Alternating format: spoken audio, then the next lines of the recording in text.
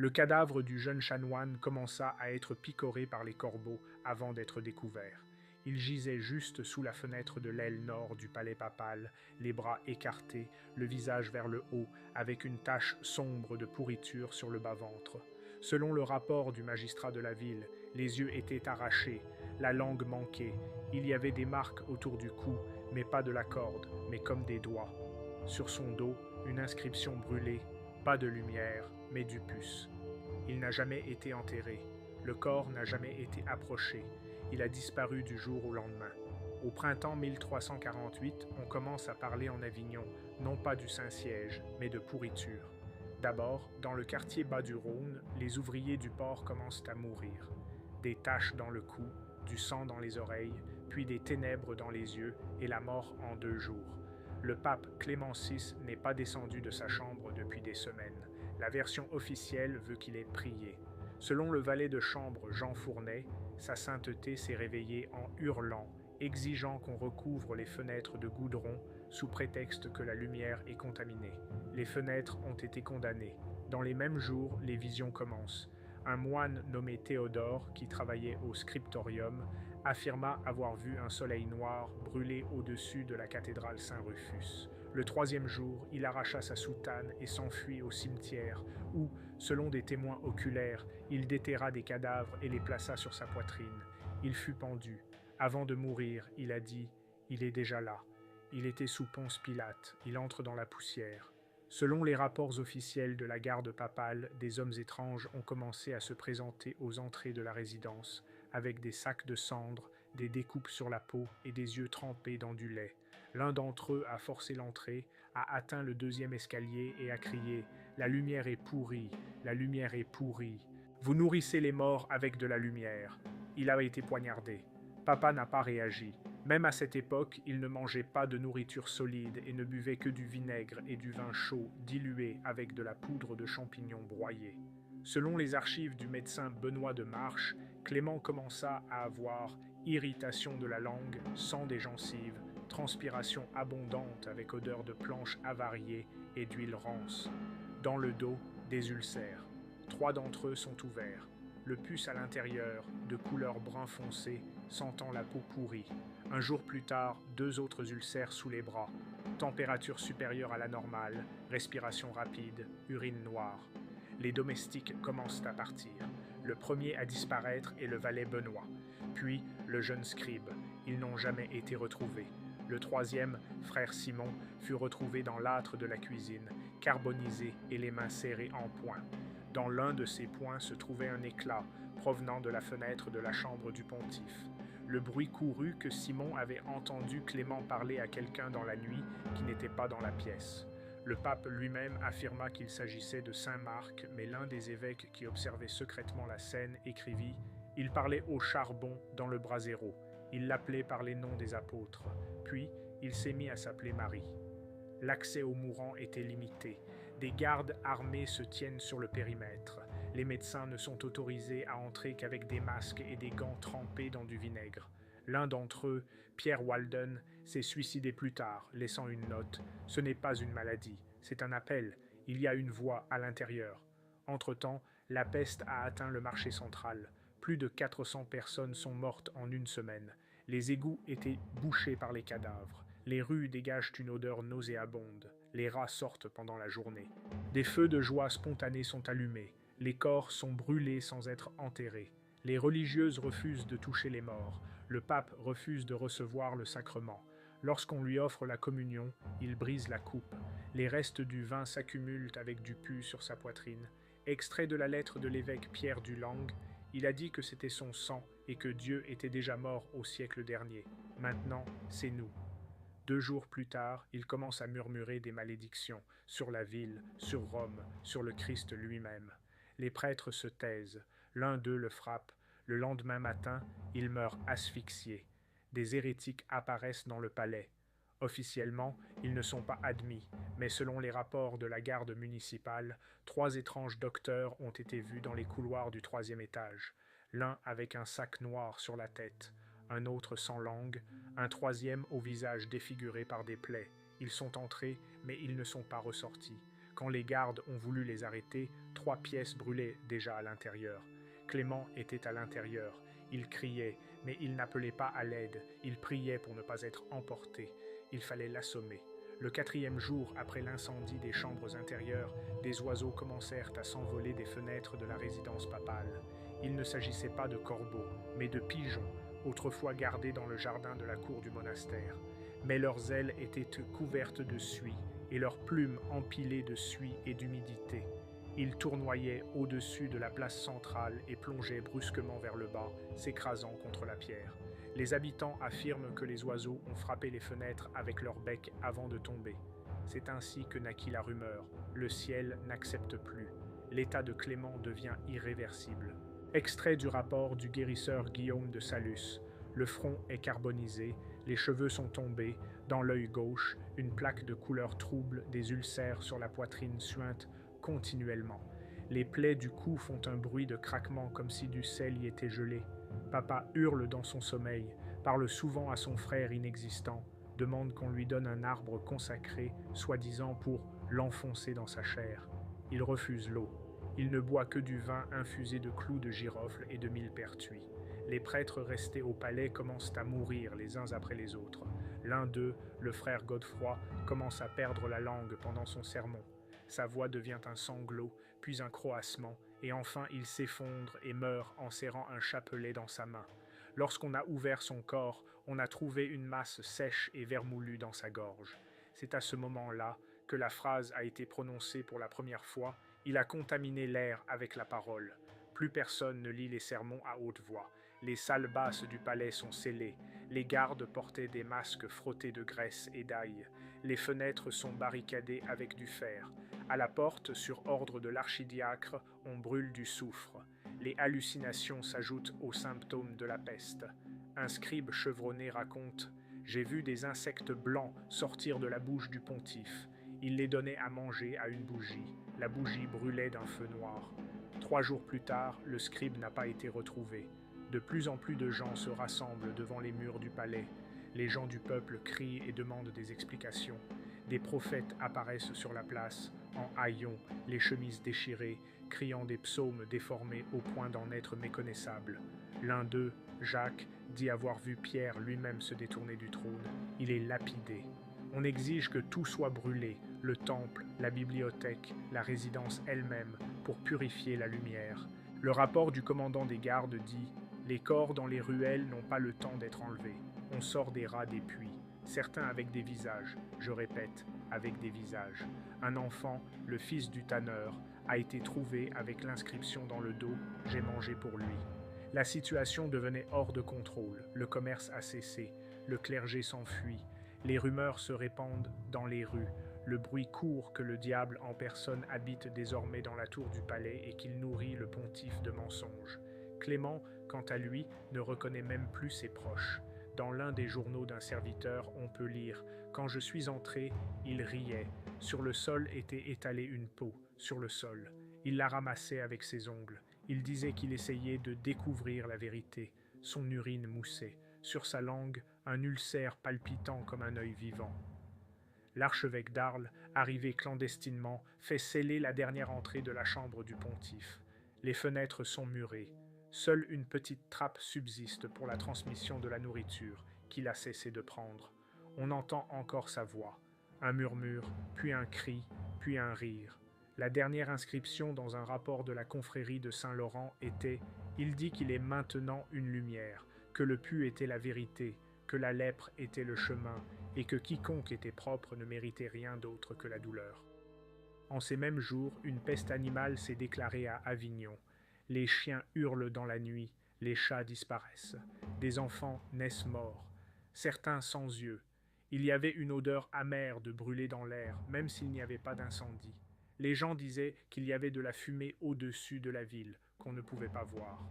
Un paysan de la banlieue nord a cloué une pancarte à la porte de la résidence. « Vous avez mis la peste sur le trône. Maintenant, enlevez la couronne du crâne. » Au milieu de l'été, Avignon est entouré d'un anneau de vide. Toutes les routes menant à la ville sont bloquées, non par ordre, mais par peur. Les villages situés le long du Rhône brûlent leurs maisons. laissant des cendres à la place des panneaux indicateurs, et taillent des croix dans les troncs d'arbres, espérant ainsi arrêter le souffle d'Avignon. Les marchands ne viennent plus, les ambassadeurs ne répondent plus. Même Rome refuse de recevoir des messagers s'il y a une goutte de poussière d'Avignon sur leurs bottes. À l'intérieur de la ville, une deuxième vague a commencé. Cette fois, ce n'est pas la peste, mais la famine. Les entrepôts sont vidés, le grain pourri, la viande est couverte de vers avant l'aube. Les gens ont commencé à tuer des animaux dans leurs maisons, à faire bouillir leur peau, à mâcher leurs chaussures. Certains d'entre eux ramassent du pu dans les rues pour goûter ce qu'ils goûtent. Une vague de suicides a commencé. Des cadavres ont été suspendus aux grilles de l'église Sainte-Agnès. Au-dessus de leur tête, des pancartes disaient « Il est en nous ». Le pape Clément n'a plus jamais bougé. Selon les rapports du dernier serviteur qu'il a observé à travers une étroite fenêtre, ses jambes étaient noircies, sa peau se séparait de ses os, et un liquide noir avec des mouchetures de cendres s'écoulait de ses blessures. Sa voix est devenue méconnaissable. Il ne chuchotait plus, il chantait. La mélodie ne ressemblait à aucun air d'église connu. On a essayé de l'enregistrer. Tous ceux qui l'ont entendu ont perdu le sommeil. Un moine s'est jeté du haut d'une tour, laissant la phrase suivante « Il chante pour que ceux qui croient meurent ». Le 3e jour de juillet, une confrérie de 8 hommes en soutane blanche sans un signe arrive à Avignon. Sur ordre de l'archevêque de Toulouse, ils sont reçus par le pontife. Le projet initial était d'accomplir le rite du grand bannissement, interdit mais autorisé en cas d'hérésie extrême. Cependant, quelques heures après leur entrée, les 8 disparaissent. L'un d'entre eux a été retrouvé plus tard, pendu par ses propres entrailles dans la galerie du sous-sol. Sur sa poitrine, un couteau avait gravé « Il nous a acceptés, nous faisons partie du monde ». Une émeute éclate sur la place. Le peuple exige que la résidence soit ouverte, que le corps soit sorti et brûlé avec le trône et tous les joyaux de l'église.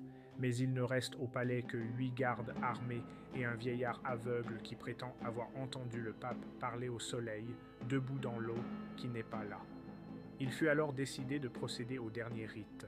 Un vieil inquisiteur, le frère Raymond Arche, qui avait déjà participé à la purification d'un couvent à Castres, où, selon les archives, des serpents avaient été trouvés dans le corps des religieuses, fut appelé pour accomplir le rite. Raymond passa exactement une nuit dans les appartements de Clément. Au matin, 2 survivants le font sortir. Il était gris, vêtu de noir, et ses yeux étaient gelés brûlés. Il parle doucement. Ce n'est pas une personne, c'est un lieu, c'est une accumulation. Il est le résultat de tout ce qui n'a pas été confessé. S'il est mis en œuvre, nous l'emportons plus loin. Il doit rester ici. Prenez racine, laissez-le descendre. Les quartiers du pontife sont en permanence murés. Ils sont recouverts de chaux, puis de briques, puis de plomb. Tous les couloirs y menant sont démantelés. Le nom de Clément VI est supprimé de tous les registres paroissiaux. La liste papale le mentionne comme mort en transit, sans date de décès. Personne ne s'assoit sur son trône pendant encore 2 ans. Entre-temps, la maladie s'est arrêtée, brusquement, comme si on avait coupé un fil. La peste disparaît, l'air s'éclaircit, les oiseaux sont revenus, les rats ont disparu. Mais la ville n'a pas repris vie, les gens ont cessé de parler, ils ont prié en silence, les cérémonies se sont arrêtées. Les cloches ne sonnaient plus. On pensait que le son pouvait réveiller ceux qui étaient enfermés. Un seul enfant est né au cours de ces mois, une fille sans pupille. Le 3e jour de sa vie, elle a commencé à parler. Sa première phrase, enregistrée par la sage-femme, était la suivante. Il regarde à travers la poussière. La 2e année, après le murage des chambres de Clément VI, un légat papal de Pérouse se rendit à Avignon, accompagné de 20 moines, 6 scribes, 4 soldats et 2 médecins. Il était accompagné de 20 moines, 6 scribes, 4 soldats et 2 médecins. Le but de cette visite était de rétablir l'ordre spirituel et l'affirmation de la pureté. La ville les accueillit en silence. À la porte, on leur remet une corbeille de pain pourri et un morceau de cire séché dans lequel on a enfoncé une dent humaine. Le légat n'entre pas. D'abord, pendant 2 jours, il se tint devant la porte, en prière. Le 3e jour, il envoie une lettre. Il demande que les chambres fortifiées soient ouvertes pour les purifier de la peur. Il ne reçoit aucune réponse. La 4e nuit, son corps est retrouvé à genoux, en posture de prière, face à la résidence. Du sang coulait de ses oreilles. des cendres à la bouche, une brûlure en forme de clé sur la poitrine. Mais l'autopsie commence. Les bâtisseurs de Narbonne arrivent clandestinement, accompagnés d'un moine supérieur. Le travail est lent. Le plomb coulé sur les bords des murs commence à faire des bulles dès le soir du premier jour. Le troisième jour, la couche inférieure est percée et derrière elle se trouve un vide. De la vapeur s'en échappe. L'un des maçons a suffoqué sur place. Sa peau était couverte de taches comme des brûlures, bien que la chaleur n'ait pas été. L'autre est devenu fou, répétant « Il m'a vu respirer, il compte nos respirations ». Le travail a été arrêté. Une semaine plus tard, les rêves ont commencé. Ceux qui vivaient à moins de 20 pas du palais commencèrent à se plaindre de la même vision. Une pièce poussiéreuse dans laquelle se trouve une chaise et, à l'intérieur, une silhouette couverte de bandages qui regarde le sol. Elle appelle, pas avec des mots, mais avec son souffle. Les prêtres ont décrété un jeûne. Les gens ont cessé de parler la nuit. Ils allument des bougies. Les gardes ont renforcé leur surveillance, mais personne ne s'est approché du bâtiment. Seuls les chiens hurlent sous les fenêtres. Bientôt, 2 hommes arrivent à Avignon, une confrérie d'hommes silencieux. Leurs visages étaient encapuchonnés, leurs bouches cousues avec un fil grossier. Ils ne parlent pas, ils écrivent. L'un d'eux a laissé une inscription sur une pierre de la porte. C'est un nœud, ne le défaites pas. On les laisse entrer. Ils passent 12 jours dans la résidence. À la sortie d'une des caves, ils ne trouvèrent qu'un mot griffonné avec un ongle. Il n'est pas parti, il est dans la pierre, il est poussière en nous. On ne les a plus jamais revus. Un conseil spirituel secret est alors convoqué, 7 hommes, dont les archevêques d'Arles, de Béziers et de Carcassonne. Leur décision, laisser le palais fermé à jamais, mais ne pas le détruire, pour ne pas divulguer ce qu'il contient. Un acte spécial est rédigé, l'oubli pour le salut. Il interdit de mentionner le nom de Clément VI dans les sermons, les chroniques et les prières. Ces images sont grattées, ces livres brûlés. Dans les archives du Vatican, des pages sont arrachées. Même dans la liste des pontifes, il est désormais étiqueté « rejeté ». Mais les murs respirent. Les gardes en faction devant la résidence écrivent ces lignes. Un jour, à l'aube, leur poste est resté sans réponse. À l'intérieur, ils ne trouvèrent que des boucles de ceinture en bronze et un seul sac de terre, chaude, humide, sentant le soufre. Après cela, plus personne n'était de service à l'intérieur. Il n'y en avait qu'à l'extérieur de la place. Tandis que les autorités de la haute église tentaient de rétablir l'ordre, un nouveau culte se développait au sein de la population, celui des enfants de la vraie lumière. Ils se réunissaient dans les caves, brûlaient de l'encens, s'enduisaient le visage d'argile et de cendre, priaient sans mots, regardaient dans les murs. Selon les rapports de la garde de la ville, ils gravaient les mots des psaumes sur leur peau, mais dans un ordre déformé. Leur hymne se résumait à des soupirs. Lorsque l'un d'entre eux, un adolescent nommé Jules, a été appréhendé et interrogé, il n'a fait que sourire. Dans sa cellule, il est un mort étouffé, laissant une inscription sur le mur. « Je ne suis pas le dernier, je suis le deuxième. Le premier est à l'intérieur. » Avignon n'est donc plus une ville, elle est devenue une coquille. Les gens continuent à vivre, mais ils ne respirent pas librement. L'eau des puits avait une odeur de poussière mouillée. Le feu des bougies fumait comme s'il était vieux.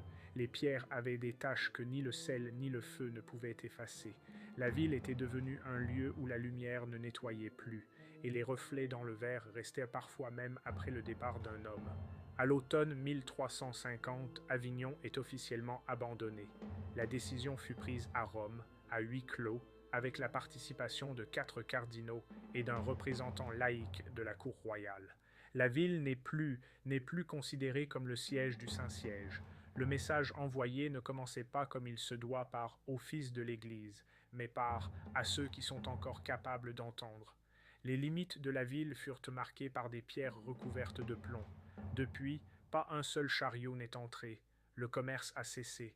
Les bateaux du Rhône n'ont pas accosté au quai. Les terres qui les entourent sont désertes. Les anciens villages ont été remplacés par des buissons épineux qui sentent le soufre.